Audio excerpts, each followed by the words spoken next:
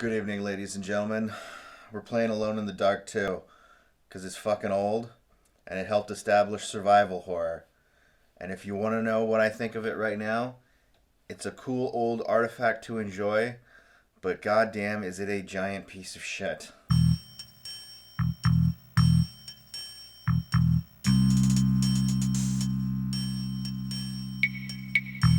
Alone in the Dark 2 came out for PC in 1994, back when developers were still trying to perfect 3D gaming. And boy does it show. So you start up the game and the intro begins. Some guy breaks into a house, he approaches a bed in a very empty room and... Oh my god, that's horrifying! So the guy is killed by an evil clown, an ugly bitch shows up and looks at a business card, and then a few days later, a private detective named Edward Carnby, paranormal detective, is on the case. He arrives at the estate where he blows up the front gate and then begins to immediately start murdering people. So the basic story is that there are pirate ghosts who have become pirate gangsters and they've kidnapped a girl, aka that strange red-headed ET creature we saw in the opening cutscene. There's a mystery, an old mansion, a witch, some gangsters, etc, etc. I don't wish to spoil it, provided that you'll ever play it. Now, I'm not here really to talk so much about the story. I'm really more here to talk about the gameplay and how it makes you want to kill children because it's so fucking frustrating that you just want to kill all of humanity. So I can only play this game for about hour-long chunks. The first real problem you come across are the controls. And no, I don't mean that the problem with the controls are that they're tank controls. There's nothing wrong with tank controls. I have no idea why people have a problem with tank controls. But the controls in this game are not a problem because they are tank controls.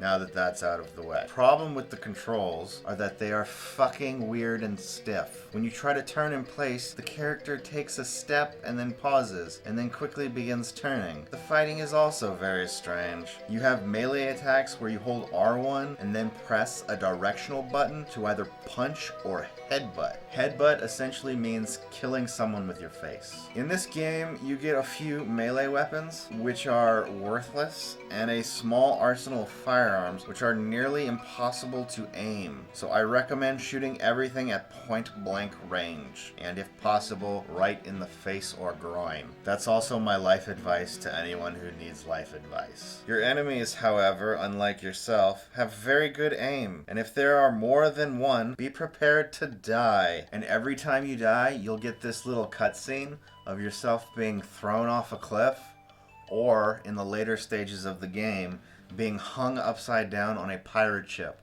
while pirate ghosts celebrate. And be prepared to sit through ungodly amounts of loading screens. I mean, holy shit. There are a lot of loading screens. I mean, fuck. How many loading screens do you need? Just get yourself a good drink and some popcorn and just be prepared to sit and wait. I feel like I've gone off track here. So the enemies you fight in the game are essentially all the same. They're immortal zombies, or immortal pirate ghost zombies, or immortal pirate gangster ghost zombies. Did I mention this takes place Christmas Eve in 1925? The main way these guys kill you is by shooting you. If there are more than two, and you're in an open space, they'll swarm and... Help! Help me! Oh my god, what the hell was that?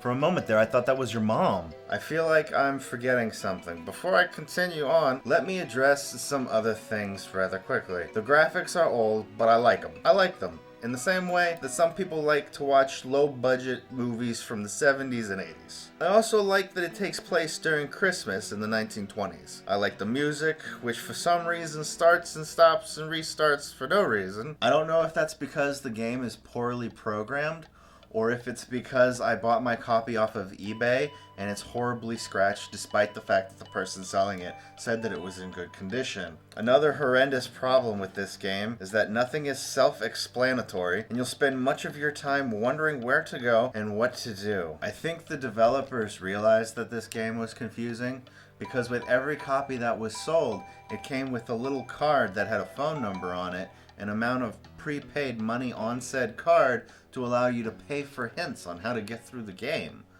I have one of these cards. Let us call it and find out what it does.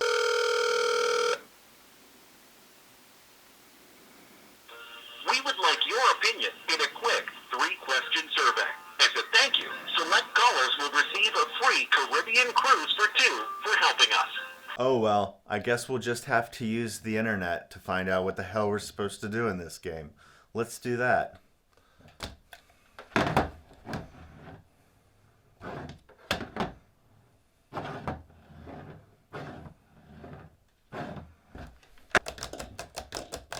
This is me on the internet. You're going to want to have a guide for this game because all of the puzzles in this game blow. They're a very special type of puzzle. It's that point and click puzzle type game from Point and Click Games. They're the type of puzzles that make absolutely no intuitive sense whatsoever. Like for instance, you go into a room and you pick up a baseball bat and you put it in a cupboard, and then you pick up a billiard ball and put the billiard ball on top of the cupboard, and then you dance around like an idiot, wear a mask, and say the name Wanatana Titi Tata 4 times, and then you hand a construction worker a newspaper to get a wrench so you can open a sewer drain to go into a sewer. That's the type of puzzles that are in this game. The camera angles in this game also blow. They make it hard to navigate or even figure out where things are geographically. And there's no map system either. Not that it really matters, none of the levels are really giant labyrinths, but a map would have helped to at least some extent. And not only that, but somebody fucked up the in-game menu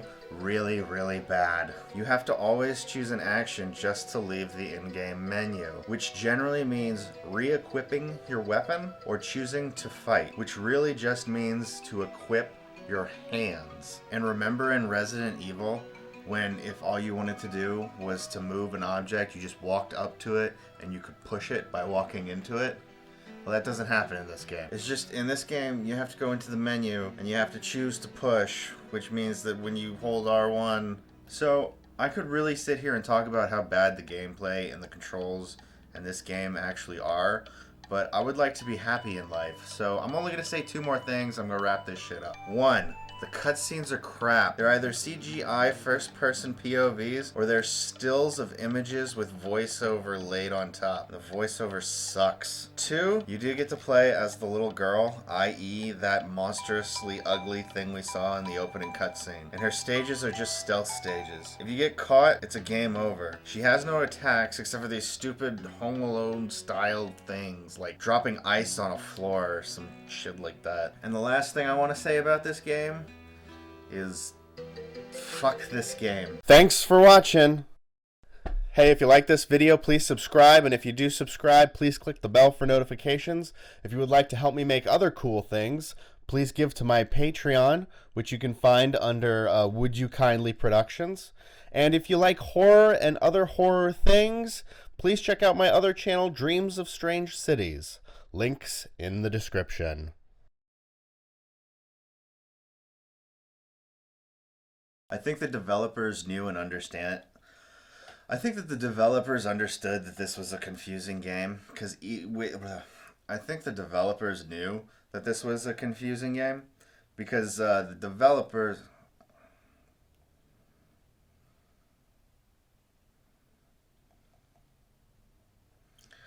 I think that the developers knew that this was a confusing game because each game actually came with a prepaid card that whatever. I'm just gonna go with it. Just go with that take. Just go with the take. Let's call it and find out.